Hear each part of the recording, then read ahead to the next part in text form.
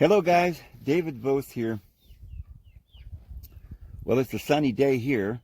Looks like it's going to get up to about 87 again today. So I haven't had these kinds of temperatures until yesterday. So you might hear the little chickies chirping in the background. Well, I'm going to try to do a little video here today on a couple of things that we really need to think about. Now, my subscribers, or the watchers, shall we call them, some of you watch me off and on, and maybe sometimes some of you watch me a lot. Some of you are new, but we've talked about the fact that we're about to go into the Great Tribulation. Some of you may not even believe that. I suspect most of my listeners probably are sympathetic with that, but many of you may think, well, we might have 10 years or something. Well, I'm going to share with you some reasoning, some thoughts on some things that are happening right now about our world, in our world, that if we use our mind and critical thinking, we can determine their most possible form of action next. So, whether you believe in any of the things that I'm saying about the tribulation or anything, you have to, at least, I think, the average sane person has to know that things are changing. You might say, oh, well, that's a good thing. Well, all right. For you, now, you might think it's a good thing, but keep an open mind that in order to lure the cattle into the barn, they do use things that seem good to the cow at the time. But even they aren't good. They lure children in with candy. Candy's not even actually good, but it'll lure the children. And this easy life that we're experiencing now we can't go forever with them just giving everybody welfare and we're all sitting around in little 9x6 cubicles buying everything online. That's not human nature. Civilization will collapse. You've got to believe, whoever you are, that there's a population of the earth right now that is all stacked up on top of each other in these big cities. There's crime, violence, wickedness. There will come a breaking point. Well, yeah, Dave, but it could be 10 years, 20 years. Well, at least you acknowledge then that at some point that it will break, right? Well, no, because by then we'll have more advances in technology. Okay, well, we see that coming, don't we? I'm going to, today I believe, order the newest and the best phone that's available.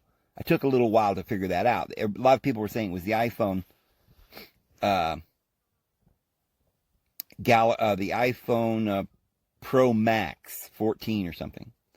And I thought I was about ready to get that one. I thought I was a little leery because I haven't had an iPhone, and I've been using the Samsung S21. And it was a great phone. It's been a great phone. So I did a little more research, and I found that actually the Samsung's better. I thought that might be true, but there are a lot of articles like trying to get us to go to the iPhone. I think because the iPhone isn't really better, it's a little bit more easy for them to control you with that phone. You know, like a face recognition kind of things. I imagine every phone, especially even the Galaxy, of course. But there is just reasons why I think the iPhone has been kind of used as a method to get people sucked into the world, into sitting around on the computers all day and taking selfies. But both of them, of course, are going to be in that vein. And so I'm not thinking I'm going to avoid that. But I'm just looking at the two phones, and I think they somehow want, for some reason politically, they want us to get the iPhone. But I'm looking at the newest Galaxy, which is a Galaxy S23 Ultra. That one is far and away, I think, the best, because in every other aspect they seem to be about the same, but the Galaxy S23 Ultra has 200 megapixels in their front camera, whereas the iPhone's only got 48 megapixels. So that's quite a difference. That's 4 times greater. So the videos are going to be clearer. And that also means that when you zoom in hundreds of feet, times 15 or whatever, that picture sometimes goes out of focus a bit because you're zooming. But with that very high resolution, you're going to be able to see little bird on a limb somewhere. So I wanted that one. Plus, it charges twice as fast. And I think basically has a slight, it's a little bit bigger phone by some small millimeter or whatever too. There's a few different things I like about it, but the battery lasts longer and charges faster and stuff like this. So I'm going to go with that. We'll probably order that today, and they give that to you basically.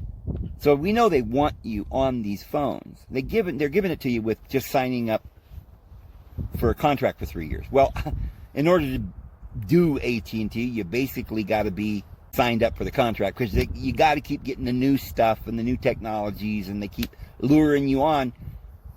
But I know I'm not going anywhere. As long as the Lord wants me to stay on here, I'm going to go ahead and stay, because I know the Great Tribulation is coming. I believe very, very soon, within months. And during that time, we're going to be preaching gospel. I don't know if the Lord's going to have us preach on the streets, in stocks, at the guillotine, in prisons, on, some FEMA camp. I don't think so. I do believe a lot of people will be experiencing that. But I think you're going to avoid a lot of that if you flee into the mountains and don't look back, as Jesus said, and don't go back to get any garments out of your house, but just go. And I mean now. And I'm going to share with you why I believe the time for that is now. That you must leave now. You've got no more time. And I'm going to give it to you, not so much because, well, it says here in Timothy chapter 2, verse 1. No, some of you enjoy that kind of thing. But for one thing, we know in the New Testament, it's not going to tell us the day and the hour, because Jesus said nobody knows the day and the hour. But I believe we are supposed to get some sort of sense of what time and season we're in, as it draws down to that time, because it does say when you catch sight, or when you see Jerusalem surrounded by armies, then know that the desolating of her is nigh. Okay, well, we're not seeing that yet. But in order to see Jerusalem surrounded by armies, and why would it be surrounded by armies? Because it's going to be destroyed. Yeah, that harlot's going to be burned with fire. The present system, which is that woman who is not a virgin, but she's not waiting for Christ. She don't believe in Christ. She went off and hitched up with, every Tom, Dick, and Harry in the world. These Judeans have these royal bloodlines in all the nations. And they're political. And they've married the beast. They're riding it. The governments. So, they will eat her up and burn her with fire. That we know. We know from that analogy and parable. But we also know from Jesus' literal words. Jesus was not ambiguous. He was very clear. He told us exactly what John told us in symbols in the book of Revelation, Zechariah and Daniel, all these other. Jesus just straight up told you in literal language what's going to happen. Jerusalem will be destroyed. And he tells us that when you see it, well, how are you going to see Jerusalem destroyed or surrounded, her desolation being nigh, if she's not even there? Okay, so that couldn't even happen until 1948. She wasn't a nation until 1948. So many have drawn the conclusion that when Jesus said, when you catch sight of the fig tree putting forth its blossoms, know that all these things are near. Well, I believe the birth of that branch is 1948. And if you'll notice, it fits very well with the fact that this beast system, these 10 tribes that we've talked about, and the 10 horns that are on that beast, that have that power, that we have identified as the 10 Germanic tribes, the first, second, and third Reich, and buddy, there's coming another one. They're going to try and make a one world government. So their ultimate goal, okay, this is not going to be the devil going to win. Jesus is going to win. But Jesus tried for thousands of years to lure his people. Come and follow me. I love you. And if you will believe in me, we all must appear before the judgment seat of Christ, the gathering together unto him. Do not be quickly shaken in mind or in spirit if you receive a letter as though from us, saying that the gathering together of him is near, the time is near, the resurrection has already occurred, or something like that. He says, don't believe it. Jesus himself said, yeah, they're going to say lo here, lo there, but don't believe it. False Christ and false prophets. But when you see, so there's going to be something that we'll see that we could be deceived by, but don't believe that.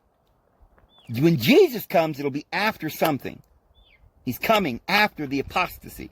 Now, for those of you who don't believe that we're in the great apostasy, and we've had all kinds of apostasies. I believe there's layers. The apostasy from Jesus' teaching happened right after the first century. The great absolute apostasy worldwide began in about 400, when the Goths took over the church and put out the old holy flame and got rid of all the Vestal virgins, and no more Rex Sacrorum, only the Pontifex Maximus, which is the Pope. But we don't have a king. Everybody's vying to be king, and no one's arisen. Well, one is about to arise for that beast, that little horn that shall rise up amongst the other 10. And 3 of the first 10 he'll humiliate, and this leaves 7 out of the 10, and those are the 7 heads on that beast. And that beast is the 8th. Okay? There were 7 world empires. And in the last days, in the last hour, the beast that comes up out of the bottomless pit and the 10 horns, they do something very specific. They hate the harlot, Judaism, Jerusalem, and they will burn her with fire. So, when you see that, you need to get out. I mean, you ain't got time to even go down back into the house and grab a shirt. Okay? So, what we got to do is be like the 10 virgins who were ready. They've been waiting with their lamps prepared. They got oil in their lamps. Friends, that was probably something we should have been doing in our lifetime. This entire last few years, you should have been preparing for his coming. Seeing the way everything was, and, you know, all these terrible fads and different things, that wars that come along, and famines and things like that. We should have been saying, man, things are getting bad. We got this technology is growing. What's this for? Television. Now we got like digital and computers. And we should have, like 20 years ago, started realizing, man, this is just got to be the preliminary to the final knowledge increasing and the bottomless pit being open and Jesus Christ coming out, the last and final judgment. But 1948, they went back to their land in 1948 and became a nation. Well, Jesus said when he was speaking of that blossoming of the olive branch, the sprouting of the olive branch, he says, when you see that, you know that it is near. Well, he didn't say that it's here. Go in and get out. Don't look back. He says that when you see them surrounding Jerusalem. Wasn't in the world for thousands of years, but they weren't as a nation, as a bona fide kingdom in Palestine until 1948. And so they were a race or a family or a group, and they won't pass away. Well, how long does it take for a group of people to pass away? Well, it tells you in the book of Psalms, 60 or 70 years, 80 if they're mighty. So from 1948, we can only go 80 years. That's if you're mighty. That race, family, group, that thing called Jerusalem cannot last more than 80 years. 80 years onto 1948 brings us to 2028. That fits very nicely with the fact that in the book of Hosea chapter 6, it tells us that after 2 days, he'll raise us up. First, he's going to come the first time, the first rain, the former rain, and then he'll go away, and after 2 days, and on the third day, the beginning of the third millennial, he will raise us up, and we'll get the latter rain. He will come as the latter, his second coming. It's 2,000 years after his first coming. Well, I don't know of any scholar that says that Jesus died anywhere after like 30, 32, something like that, CE. Most people believe that Jesus was born in like 4 BC or something like that, or 2 BC. Some say 6 or 7 BC. Well, he was 33 when he died. So, if he was born in 3 BC, then he died in 30. But he couldn't have been born in 3 because the Bible says Herod was alive. Herod died in 4 BC. So this is why people think Jesus probably lived before that, because Herod wanted to go kill all the babies up to 2 years old. So go back 2 years, it'd be 6. So most scholars believe that it was 6 BC or earlier. And there's another way to translate that. It says, instead of saying when Quirinius was governor, which didn't happen until 7 AD, it really says in the correct translation of that, before Quirinius became governor. And somebody else, some Tertullian, I think, said that there were several different censuses that was taken. But we know it had to have been before Herod died. So that would put Jesus' death right around 28. So we don't know the day and the hour, but we do know that it's been 2,000 years. We know it can't go much longer because nobody thought that Jesus maybe died in 40. We know he died somewhere around 28 AD. We know that almost certainly. I mean, yeah, there could be possibilities that we don't know about, but that seems to be the most likely scenario, and that fits perfectly with everything else we're talking about here. We know then that Jesus is about to come in a lot of different ways we can understand it, but we just have to look at the world and look at how bad things are. Now, what is their goal? Even if you don't believe in the Bible, you have to know that somebody's ruling over us, that there's a system, an elite group. Everybody believes in the Freemasons, the Illuminati. You all know that there are some very powerful billionaires that run everything. If you don't know that, well, that is something that you can easily clear up for yourself. Do a little bit of investigation. And don't let your mind be deceived by luxuries or gimmicks or, like really start opening your eyes and asking yourself questions. And literally praying. Maybe you don't believe in the Lord. Test him. So that's something we can do some research on and find I mean, things are rapidly changing. We know from history that empires fall, other empires come up. Go back and look into as to why these empires fell. And what were they trying to do? It seems like every time they tried to get more powerful, stronger, and they were looking for world dominance. And the kings were always wealthy and gluttons, and they had all this, money and gold, and a lot of times they didn't want the peasants to have libraries. They didn't want them to, they just wanted them to work. Well, now they've got this down to an art. They want us to be healthy enough to think that everything's all right, but we're really in a trap and we're in a cage and we're working. And now it looks like they've got automation and they don't really need us anymore. Now, of course, from a Christian point of view, we understand that they don't like Jesus. And that's, of course, why they're banning Christianity now and calling us Christian supremacists or something.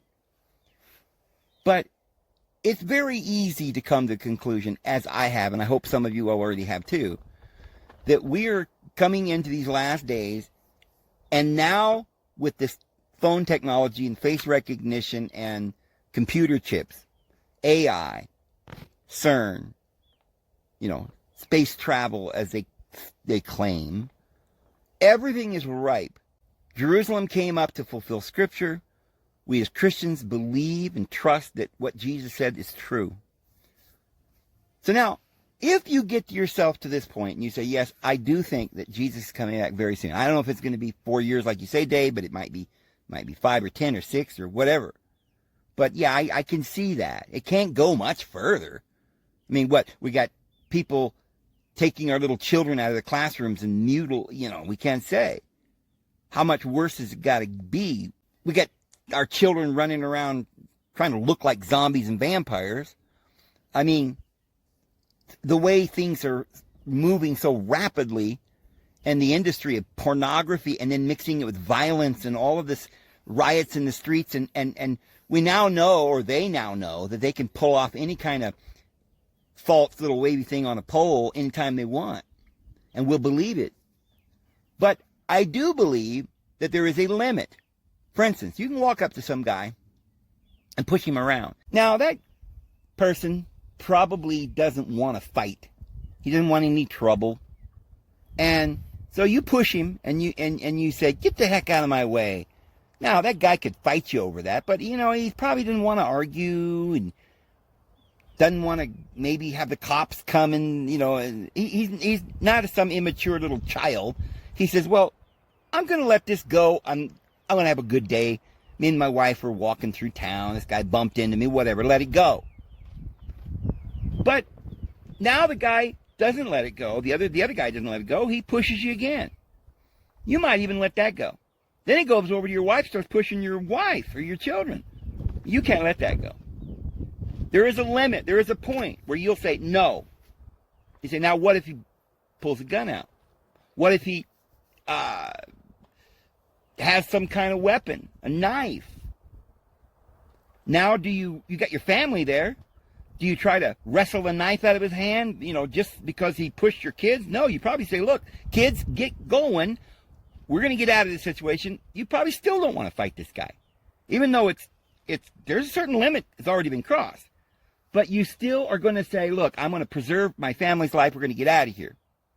At what point would you literally risk your life? Because you don't want to risk your life, your kids' lives. You wouldn't, up to a certain point. There does come a point, and this has been proven in human history, when you push somebody to the point where they feel their life is threatened. Some people, that's different. Some people are more cowardly, and they'll let it go a little longer. But even cowards, if you beat them enough, and they begin to realize that they're at that critical moment where they're going to die any second, unless they fight back, they will fight back. So you see, most of the world probably don't want any disturbing of their peace. They're about to get married, right? They're going to build a house. They got things they want to do, and they don't want to, stop everything and go, wait a minute, this government's getting out of control. Let's go down there and confront them. We ain't got time for that.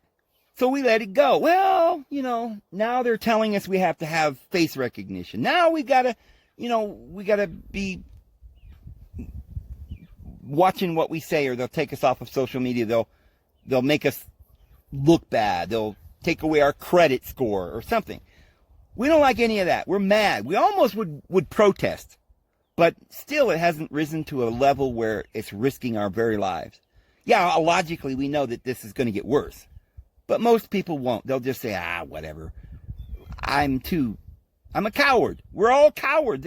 People want their luxuries and their happiness and their little, they're laying in their lazy boy in their living room watching pornography and violence and things are being dropped off at their door, and the government hands them out checks, and they got these nice four-wheelers. They go down to the river and they're fishing and they got boats. They don't want to give up all that just to fight back to some position that they think morally is better, but they don't feel that it's much they can do about it.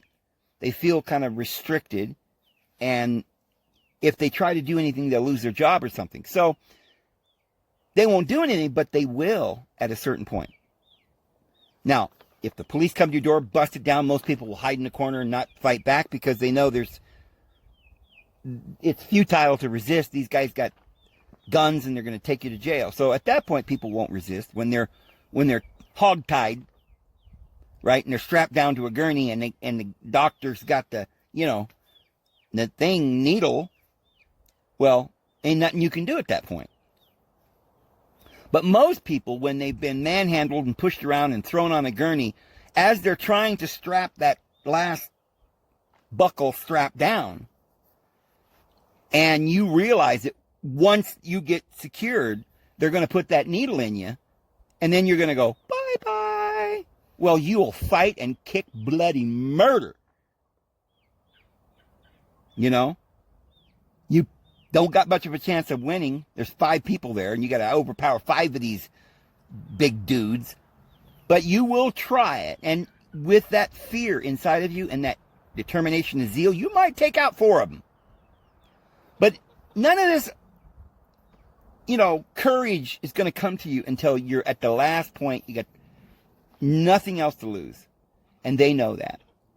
So let's keep that in mind, because they're going to have to take that into consideration. If they do it slowly, we won't fight back. But if they were to just drop the bottom out of everything and just come in and say, okay, I'll stand up in line. We're going to get rid of your mom. She's too old. Your dad's too old. We'll let the kids that are impressionable, that we can mold into whatever kind of zombies we want to be our slaves, we'll keep them. We can rape them and do whatever we want with them. But the ones who are disagreeable, we'll just get rid of them. Obviously, that's what they'd want.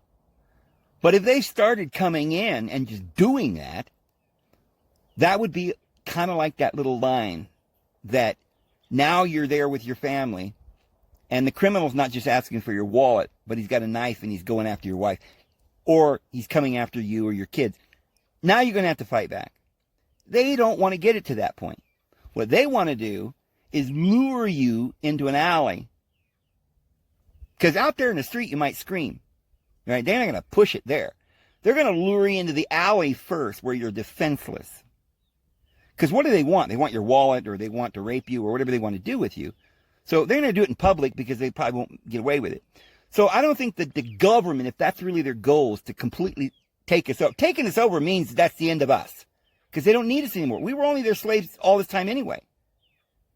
So now that they've got automation, and of course, most of you know that as a Christian, we believe that they're really doing this at this particular time because Jesus is about to come back, and they ain't got no more time, and they're frantic because they've reached their limit. They realize Jesus is coming to tie them up and throw them into the abyss. And they believe it. The demons shudder for fear. They tremble. They believe. Well, they know. But most people on earth don't know. Willingly, they don't know. Because, like I said, they're cowards. They don't want to know. because right now it hasn't gotten to that critical mass. They're still giving you your pizza, and you're like, well, let's just wait. This is good. I ain't going to, I'm tired. I ain't going to get up now, right? If this gets any worse, we might do something. So they know if it gets any worse, we might do something. And then they just have big civil war. Now, look, if it got to that, we'd win. If they pushed us to the point where we started fighting back, we'd win. So they ain't going to push us to where we start fighting back yet. They ain't going to do that until they've got complete control. You ain't going to try to lasso a cow with a string. You wait till you get a good rope, or you lure him into a corral where you can do it easier. And you just lure him in with food. It's easy. Why would you run through the trees and the forest and the canyons searching for a cow out in the middle of nowhere when you can just lure him into a corral with trees? So you see, we know that this Fed now is already, we know beyond a doubt that the Fed now is already going to take form, and they're going to start it up somewhere in July. But they have said that they're not going to, well, they've kind of kept us in the dark. We don't know. Some of us are kind of scared. But again, ain't enough of the people that are really worried about it. Nobody's going to do anything yet. We're not starving yet. So nobody's going to do anything. Well, it's like, well, I heard they're going to enslave us all. Yeah, I heard that too. Well, if that's really the truth, we better do something. Yeah, but we don't know, so let's just wait. People are just waiting. Most people are hoping it's not true, and they don't want to believe. So they know all of this. So what they've been doing for the last few years is slowly getting us used to more violence, more control, more control. I mean, like 20, 30 years ago, it's like in Walmart, it's like, hello, hello, hello. Somebody's standing there watching you, following you around. Hello, how are you? Hello, I'm watching you. Get used to it. Compliance, compliance. Let me see your receipt. Oh, you're not old enough to buy that liquor. Put your seatbelt on. Uh-oh, you didn't put your signal on. Woo! Flashing red and blue. Whoa, it's crazy. The cop parks right in the middle of the road, flashing his lights and gets out with his big guns and everything. This is a real big deal. They want to intimidate you. They want total control. So, more permits. You got to get a license. You got to pay the fine. You can't do that. The environment says that's not good, so there's a moral reason why we're not going to let you do that. Why? It's the environment. The little fish will die. Well, why is the little fish dying? Because of you people making the one world massive, overpopulated government to build your prison and your technology to UFO technology, because you think you're going to have a war in heaven and fight Jesus and maybe have a chance.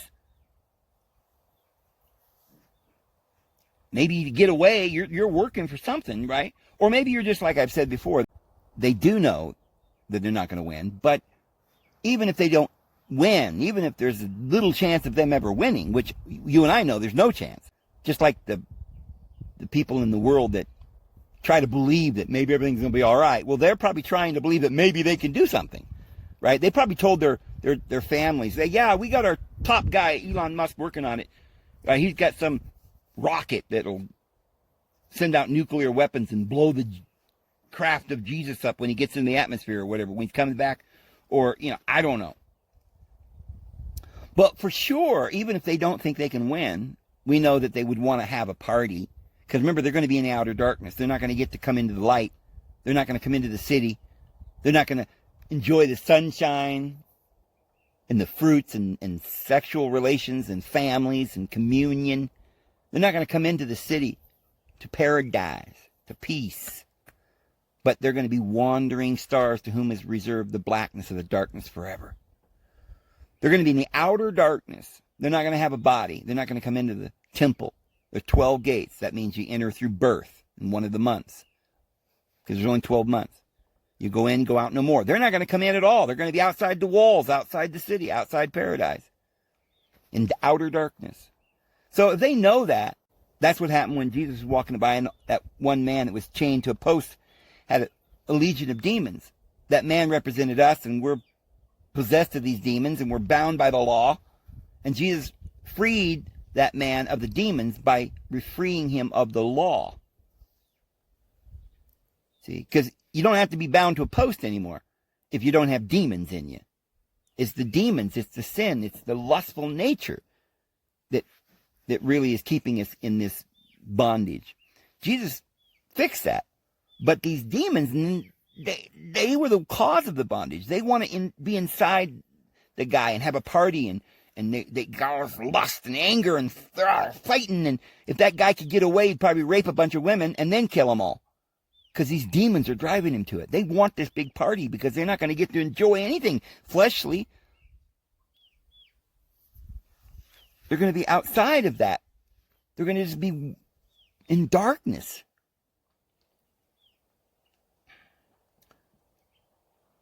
So, they want to party. They want to come, and the word in the Bible is they're coming in the wrath, but that word in Greek is orgy. And orgy is a little bit like wrath, but it's not really wrath, is it? It's an orgy of wrath. In other words, it's an orgy of carnalness. Like, everybody's just reading and, pleasure. It's pleasure. They're having pleasure. Their wrath, the wrath that's coming is their pleasure. They get to take out this hate and jealousy and this sexual lust upon us, knowing that this might be their last hurrah. And hoping that, just vindictively, that they'll take some of us with them. So, they want to do as much harm as they can to us. They want to turn you from Jesus. And they want you to worship them. They want absolute control. Because maybe if they get control of all the people, so they can hold us hostage. So maybe they do think they'll win by, first of all, making the children reprobates. So they can't go to heaven either. And if they can't go to heaven, they'll have to be down here. And then they got these bodies and they can inhabit them. They got these these technopharma stuff, biotech, that they're going to use to keep this body alive. They're going to somehow figure out the nature of existence and keep the human physical body alive forever so they can inhabit them. They can possess you. So if that's, a lot of you are saying, what is this getting ridiculous? I don't know if I can believe all that. You asked me to use my common sense, and I acknowledge that maybe the world's getting worse and maybe something might happen eventually. But now you're saying, you're speculating that the reason why all this is happening, maybe they're just a bunch of greedy bastards that are pedophiles. Yeah, that's what I said. It's kind of what I said. Whatever it is, they want absolute autonomy. They don't want any more morality. They want us to believe in morality, because for us it just means if we don't do what they say, if we don't steal from them, we can't have sex, of course. They have it all the time. We can't do anything. Everything we've done is wrong and evil, and we should feel guilty. And then that'll turn us into crazy people, and we'll get angry because we'll be so deceived that we'll begin to worship our flesh. They'll tell us it's a good thing. Demand it. You want to pervert your way of thinking and go against nature and just have these orgies all the time and run around. That's all you care about is pleasure and pizza and beer and liquor and sex, parties, dancing and singing and beating loud music, satanic music. Like, kill 'em, rape 'em, that's my song. Well, that's an orgy that the children are getting enticed into this orgy. They don't want the kids to have fun. They want them to have pleasure, to destroy their mind. So if we know that that's what they want, that would be the most logical thing that the elite want, is to destroy us so they can, even if there's no Jesus and Jesus isn't coming, well, maybe they don't even believe Jesus is coming. Some of them might be atheists. But what we do know is that they know that if we know the truth, we'll rise up. And they also know that if they attack us all at once, or be mean to us to the point where it's not fun for us anymore. That's why they got to offer us stuff like sex and violence and luxury and, all this kind of stuff. Yeah, it's unbeknownst to the addicted heroin user. It may be pleasurable to do the heroin, but now his life is ruined, of course. But they'll go ahead and take the pleasure, even if it kills them. So, but in that case, what you're doing is seducing people getting them addicted to drugs and luring them on with sex and drugs and violence. So that's what they're doing. They're not going to just have a bunch of Leave It to Beaver families and Dick Van Dyke and Mary Tyler Moore's running around, right? And just come over there with guns and try to kill Dick Van Dyke's wife, Mary Tyler Moore, right in front of him, and he's not going to, like, fight back. They know he will. So they don't want no Dick Van Dykes and Mary Tyler Moores. We're going to pervert their minds and make us all believe in this evil. Oh, they all worship Lucifer. Of course, they don't even know who Lucifer is, right? They've completely convinced everybody that Jesus is now Lucifer and Lucifer's Jesus, and the cross upside down is better than right side up.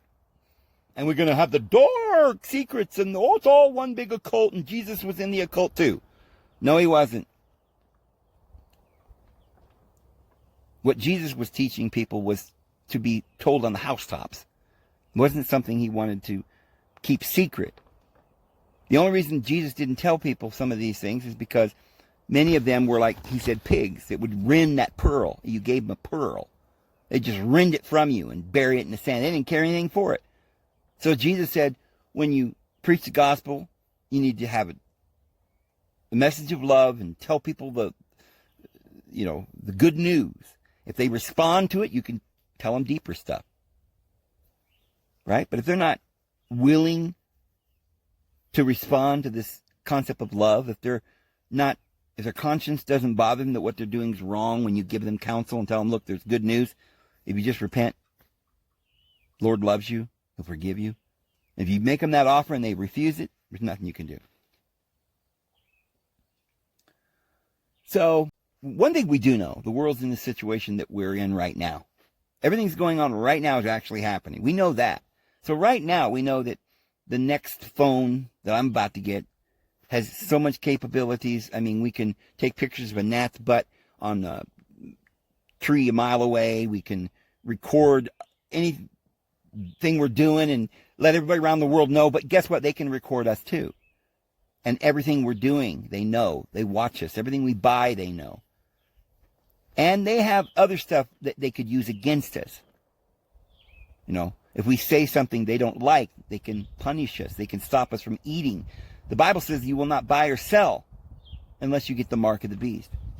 You must comply. So, as Christians, we know that's about to happen. We know it's going to happen at some point. My point here is that how are they going to bring about or try to bring about their one world government? Would they just come in now with martial law, tell us all stand up against the wall and start shooting people? No, because most of the people would say, this is it. You've drawn a line now that we can't cross. We're not going to stand here and let you kill us. Right? Yeah, you offered us drugs and sex, and we like that. You know, we got lured into that. But just to stand here and die? No. So they like the option of luring you and deceiving and crazy mind ultra control. They want to deceive. Satan has come down to deceive you. He has a short time. It's but a short time. He didn't come down to control you by force. Then he wouldn't have to lure you and deceive you in that process. Now, I want to put something to you in such a way that I don't know if you've thought about this before. In America, we were taught the Russians were bad back in the day. You know, they were bad. They're communists. We're capitalists. Capitalists are the best, you know, of course. One nation under God, right? We're capitalists and everything we do is right. Well, the Constitution doesn't say anything about capitalism. And of course, we were taken over in about 1875 when they built Washington, D.C. as a corporate headquarters of London. We're not under the Constitution anymore. We're under some corporation. We're under this law. They brought all the attorneys and the lawyers from the London Bar Association and put us all under the magistrate, Her Majesty's Court. And that's a temple. And they're wearing robes. And they're executing people. And they're condemning people. And they're bringing people into their control. But just like what we're talking about now, even back then, they couldn't just round people up for stupid laws. They had to slowly make more and more stupid laws. They had to get us to pass it in Congress by buying our senators and paying them and lobbyists and stuff, and doing it all the while hoping that little by little we didn't protest or get upset. They didn't cross a line where we would fight back. And every time they'd win, they'd push the line back and we'd hold the line, but there was a certain point we wouldn't cross. And they would come right up to that point. But they didn't want us to fight them. Because if we ever started that, like I said, we'd win. So they just want to slowly push us back into a corner until we're completely in the corral and the gate's shut and there's no way out. Look, friends, we are months away from the door being shut. Now, one of the doors, if you want to put it that way, is the financial system. Up until, I guess, July of this year, human beings have been allowed to take coins of silver, gold, and buy and sell and trade. So we could survive, we could live of our own volition. We had rights, we had freedom to buy and sell, to have commerce freely, to provide for our lives, to use the land and the resources. We don't have any of the resources anymore. We're not allowed, that's government land. We can't park there, we can't camp there, we can't live there, we can't drink that, we can't eat that. You're not allowed to eat that herb, even though it might make you feel better. They got a lot of control now. But the final nail in this coffin is they've got to have absolute authority. Says you can't buy that, you can't have a garage sale. Every action is controlled, and that way, if they don't want you to do something, they can use it as a tool. If they want you to be something that you don't want to be, there's a line crossed. Now, again, if they try to kill you, you'll fight back. But they're not going to do that. They don't want you to fight back. What they're going to do is put you in a fence where you got no more choice. You got no way to buy or sell. You're going to starve to death and die. Then you will have a final decision. I'm already going to die. I can't buy or sell. Do I then comply? Put my head in the noose? Knowing that when I'm gone, they're going to do the same and rape my children? Or am I going to fight them as hard as I can, even if I might not win? Well, I might fight them as hard as I can. Once I know I've reached that line. So they can't reach that line. That means they're not going to have a collapse. Then we'd be like, okay, you did this on purpose. We're dying now. We're already going to die. We're starving. I mean, that'll lead a person to, you'll be a little upset. People start starving, there's going to be war. Now, they might want that. At the very last resort, we'd just kill each other. Just have these big civil war and die. But that can't happen until the very end, because once that gets going, man, that's going to be quick. We know that for 3.5 years, there's going to be a time when father against brother and mother against son and all this other stuff that Jesus said. But notice what Jesus said about that time. He says, I came to bring fire upon the earth. Well, the false prophet's going to bring fire too. Missiles and threaten us and all this stuff. But the true prophets are going to bring fire like Elijah out of heaven in the sight of men.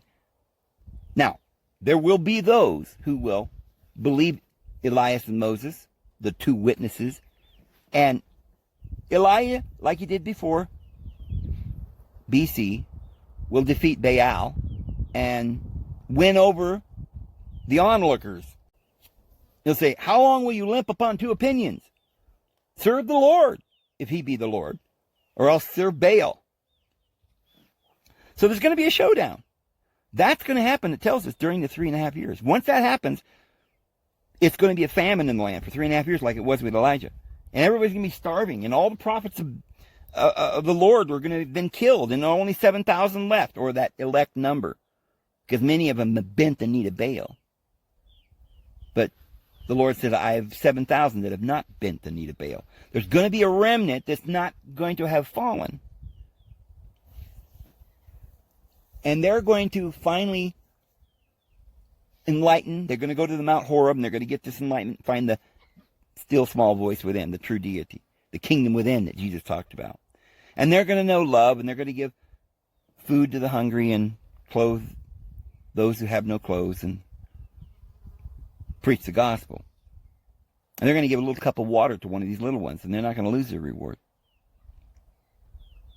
But the others, they're going to say, our master delays is coming. And they'll begin to eat and drink with the drunkards, which is the old covenant of an eye for an eye and a tooth for tooth, and beat their fellow servants.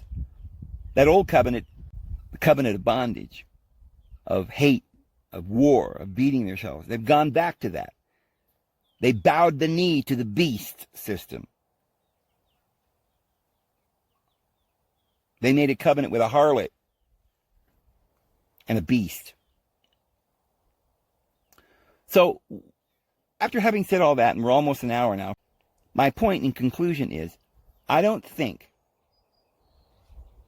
that in July, when they start this, that they're going to do it full scale. Because if they just in July said, okay, all of a sudden you have no more cash and you can't buy or sell unless you get this mark or comply in some way. At that point, we're going to fight. At that point, there's going to be a lot of people that will join because they want to eat. And they don't see anything wrong with it. They don't got any oil in their lamps.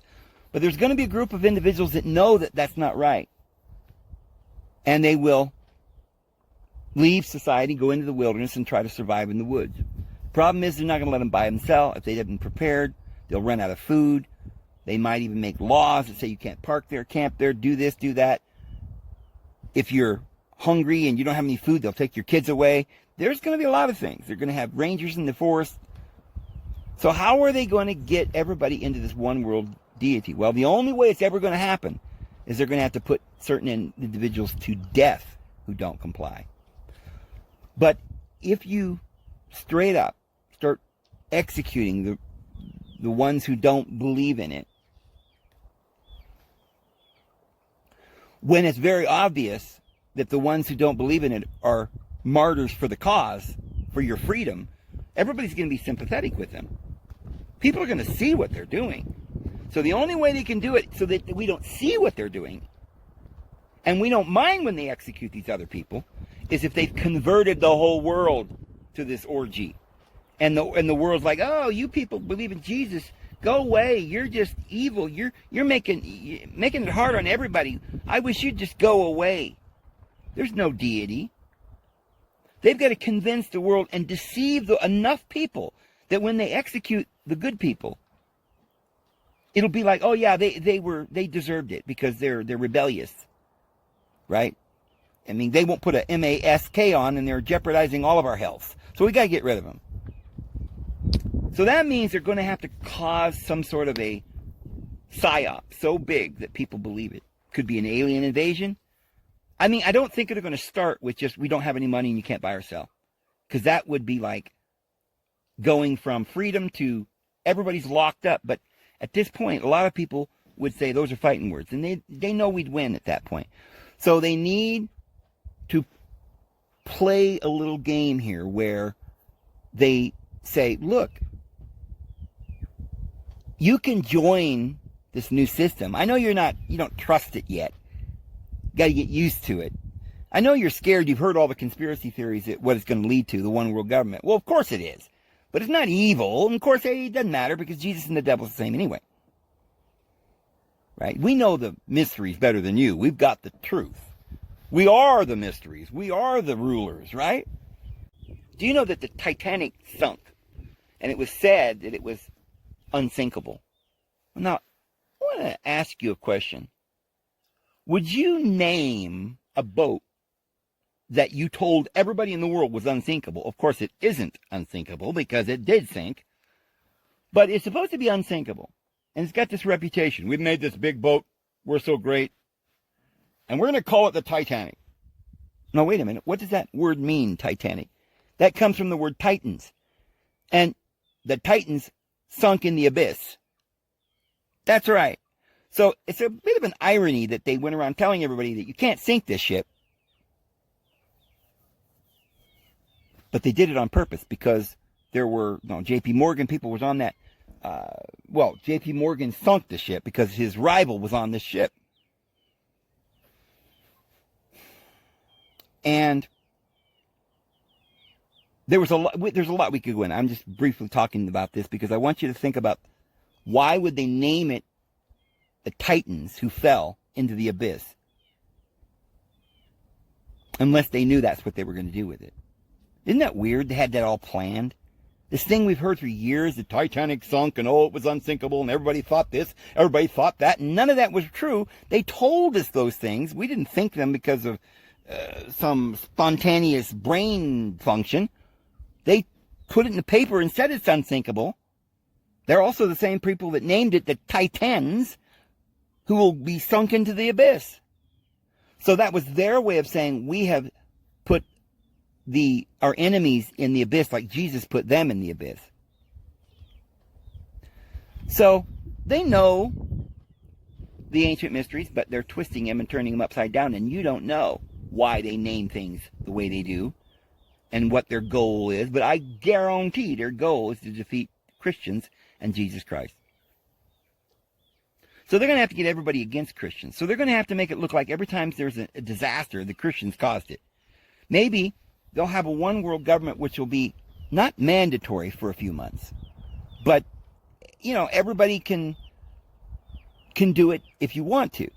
Now, who's going to do it willingly? Well, if there's a benefit to it, and if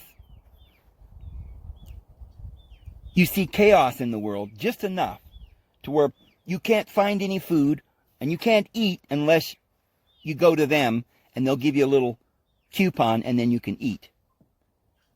Now, if nothing else is going on and they're still telling you that they're one world government, it's going to be wonderful.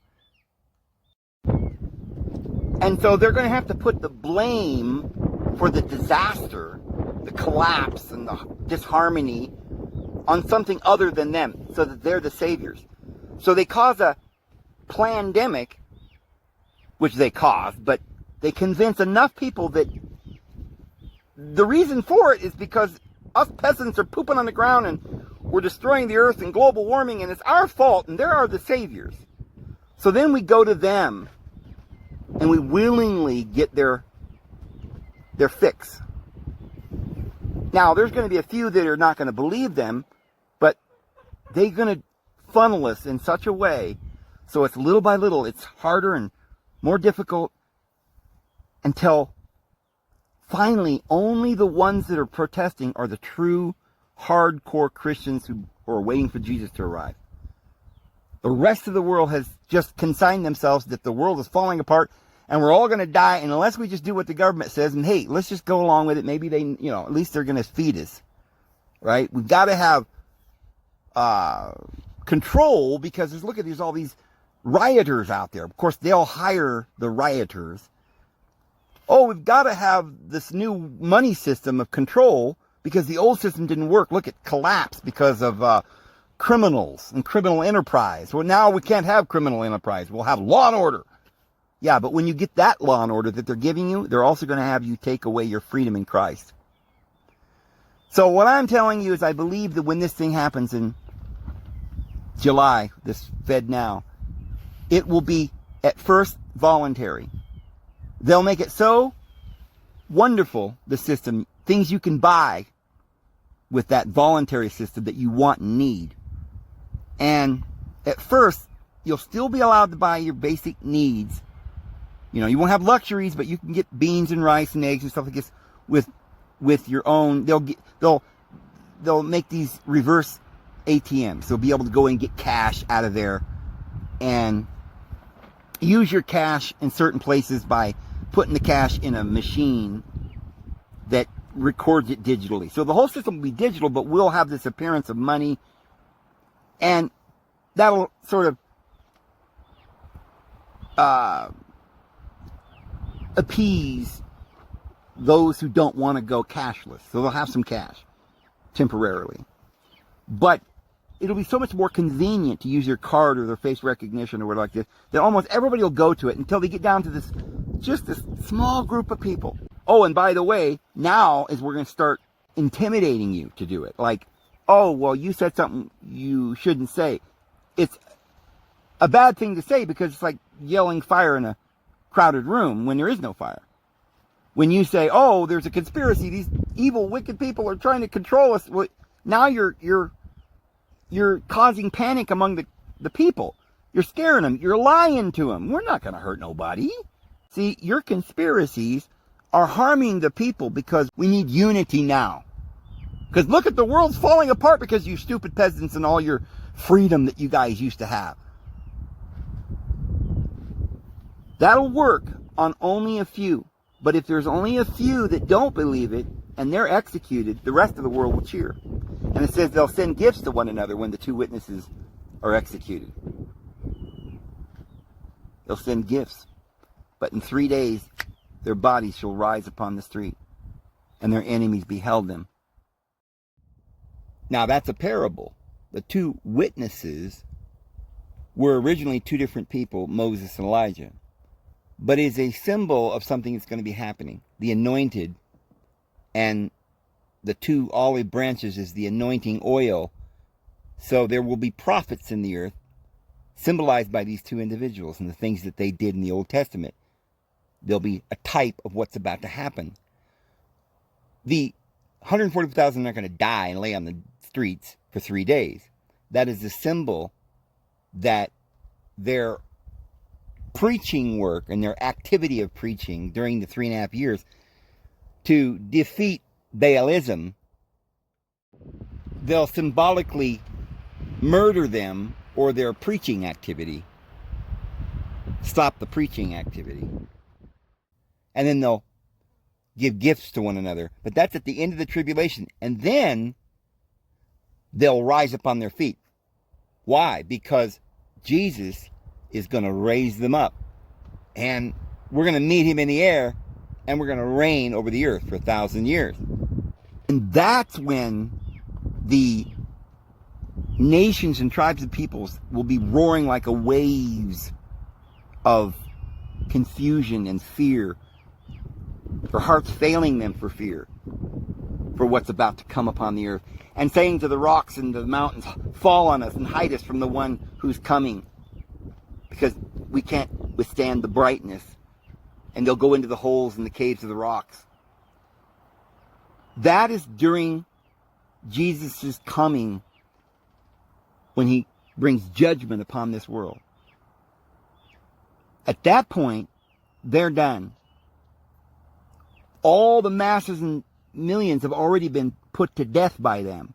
So that's got to be near the end of the tribulation. So that means during the tribulation, they are literally going to be trying to convince all the people. The whole 3.5 years is the bad guys, the false prophet, the beast and the false prophet, trying to get everybody to believe in their one world government. And I do believe that enough people will do it at first that it's going to make it very hard on those of us who don't want to do it or comply. However, because we are courageous and strong, we will tell the truth to the people, and we'll be like the two prophets. They will do battle with their prophets. And many of the people of the world will believe, because Elijah must come to turn the hearts of the fathers back towards sons, that he might not smite the earth, destroy the earth with a curse. That's the curse of the law. The whole world would be destroyed if Elijah didn't turn the hearts of fathers back towards sons. So I do believe a great multitude will hear the witnessing and will choose the Lord. And we will defeat them, but not before many millions and millions and millions and millions and millions of people will die, famines, pestilence, and wars. All that's going to start during the tribulation. That's when all that's going to happen. So I don't think that July could start the tribulation. It wouldn't make sense for it to start in July anyway.